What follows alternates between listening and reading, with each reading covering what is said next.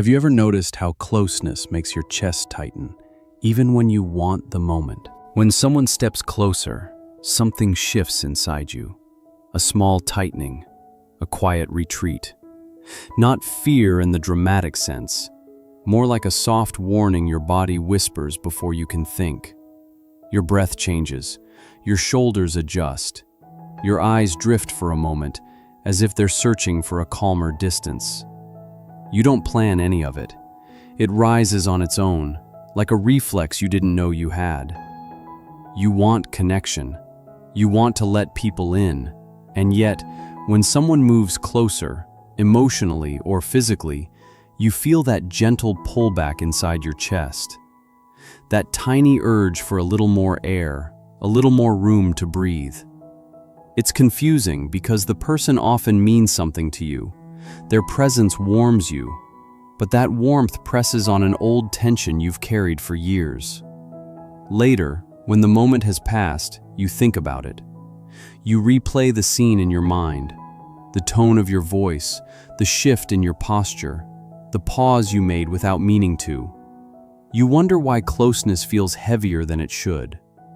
Why something as simple as someone caring can set off a quiet ripple of discomfort.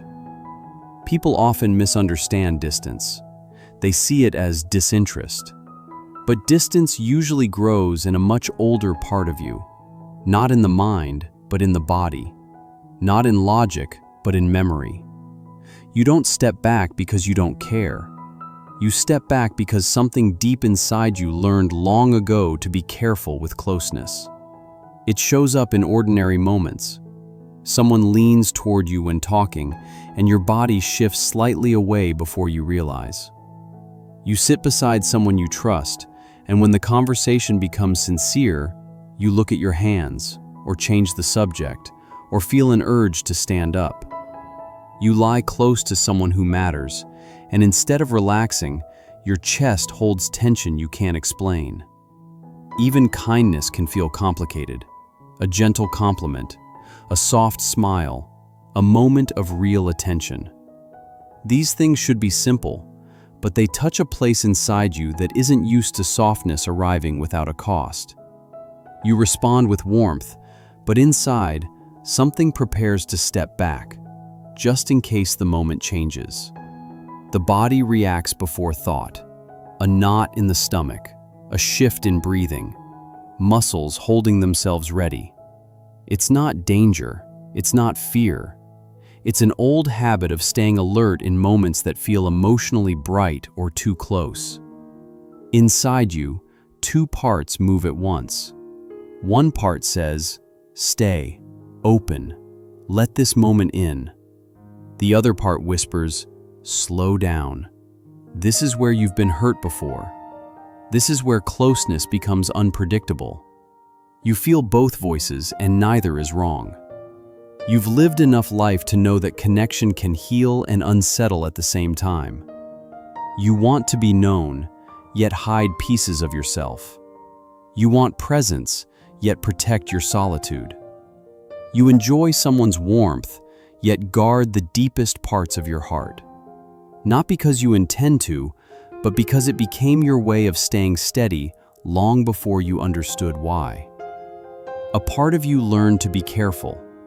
Another learned to keep emotional distance ready as a quiet exit. These habits don't mean something is wrong with you. They mean you adapted. And those adaptations didn't appear in adulthood. They started much earlier. As a child, you studied closeness without anyone teaching you. Not through words, but through tone, facial expressions, silences, and the small patterns adults created around you. You learned what happened when you reached out, whether someone turned toward you or away, whether you were met with warmth or uncertainty or nothing at all. Maybe affection arrived unpredictably, like weather you couldn't forecast.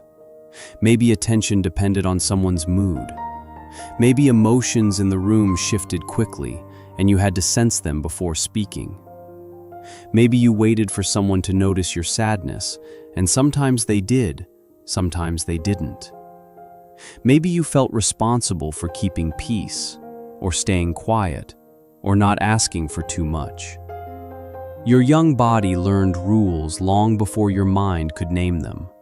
Stay alert, stay small, stay watchful. Don't rely too deeply. Keep a small distance, it feels safer. These lessons were not choices. They were survival strategies your nervous system built to help you move through a world that didn't always feel steady. You grew older. You changed environments. You changed relationships. But the early maps stayed. So now, when someone gets close, your body follows that map without asking for permission. It reacts as if emotional closeness must be managed, measured, monitored. You may think you're tired or distracted or not in the mood for intimacy. But beneath that is an old rule. Closeness can shift quickly, so be ready. Be cautious. Keep your center protected. This pattern shows up quietly. You retreat into thought. You freeze for a moment. You pull back internally even while staying physically present. You distance just enough to breathe, but not enough for the other person to notice. It's subtle, almost invisible, but you feel it. And until you understand it, it repeats. Awareness doesn't erase the pattern, but it loosens it. You begin noticing the small seconds when closeness doesn't feel threatening, when someone's voice lands softly, when their presence doesn't overwhelm you, when your chest softens instead of tightening, when your breath stays steady even as someone moves closer. You start recognizing that the discomfort isn't danger, it's memory. It's a younger version of you trying to protect your heart using old rules. There's a moment in every healing arc where you realize you don't have to fight your patterns. You only need to see them. You don't need to force closeness. You don't need to pretend you're ready when you aren't.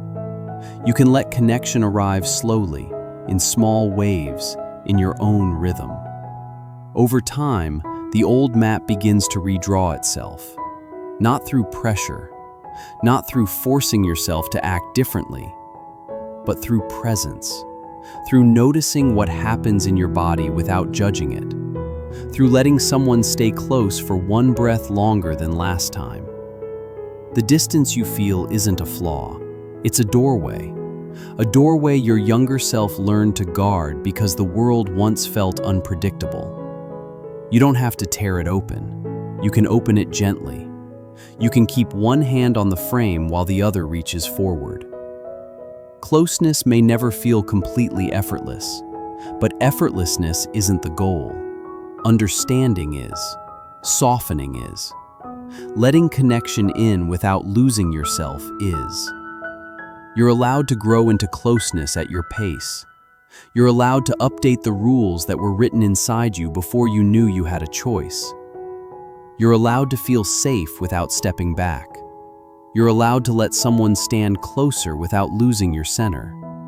And every time you do, the distance inside you shifts.